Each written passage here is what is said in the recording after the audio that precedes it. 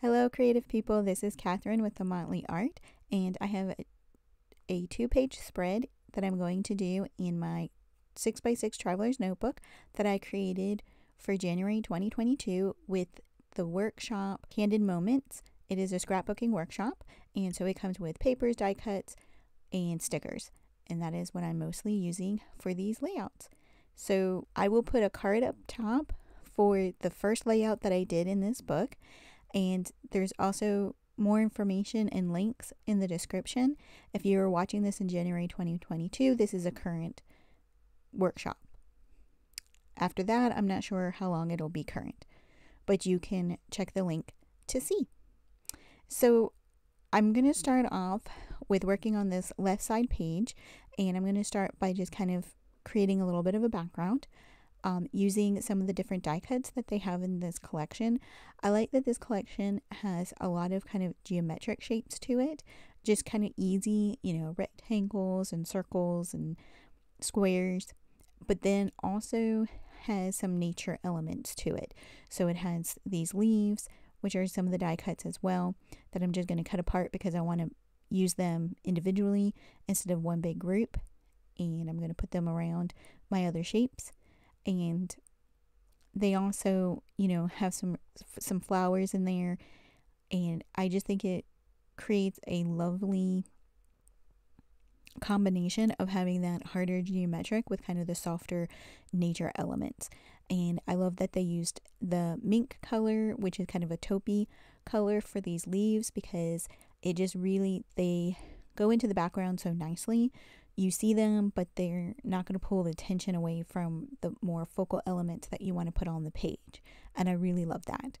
And my main focal element is this book stack that I wanted to put because I think it's so pretty. It is one of the stickers, and the stickers are cardstock stickers, so they are fairly thick, which is nice because they're going to hold up really well. And you can even put them on a bunch of layers and you don't really see it rippling or anything like that. But you're going to see that in a little bit, I'm going to kind of address that camera again. But before I do that, I'm going to do my right page here, where I did go with some of those little kind of circle doodly items along with the daisy. And I liked this So Happy at the top. I thought that was cute, so I'm going to put that there. Plus it has the yellow color that's, I believe, is Sundance, that I wanted to bring over to this side of the page. And then I'm going to double up a couple of stickers, not stamps, but stickers there.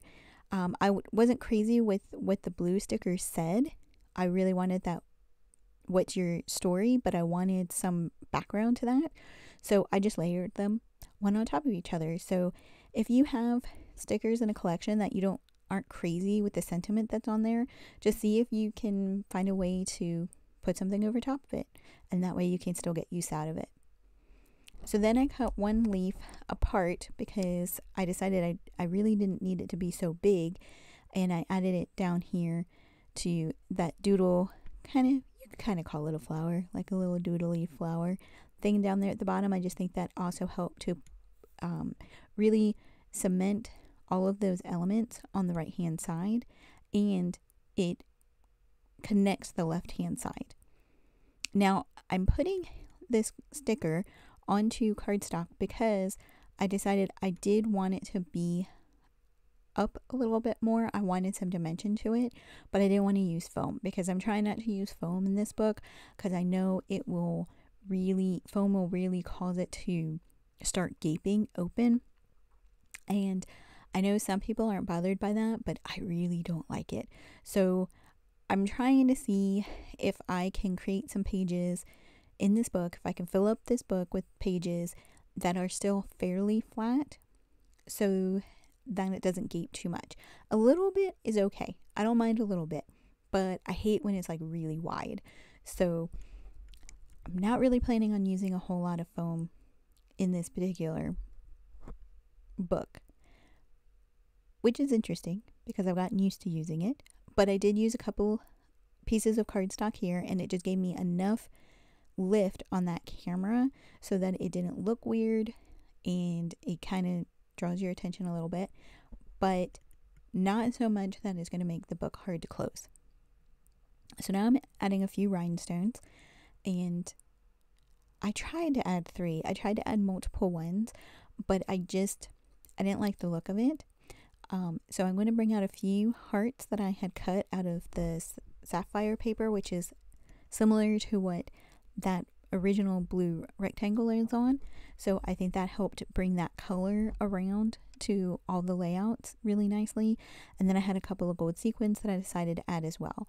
So yes, on the left hand side I have gold, and on the right hand side I have more silver with the rhinestones, but I don't mind that. I have no problem mixing silver and gold. I think they go together just fine, and the fact that they're not on the same page I think also works for this, and it really does not bother me. I hope it doesn't bother you, but you can mix your metals. So here I'm just showing a bit of a close-up of the 2 pages, and I have enough space there to put some images, and I'm really excited about that. And then this is my little surprise. I did 2 more pages. I just didn't film these. So I left the left as more of a focal element, and the right you can put a photo on. So I love how this little book is shaping up. I hope that you subscribe to my channel so you can see the next couple of pages that I do in this little book. Please hit the like button below, and I hope you have a very creative day.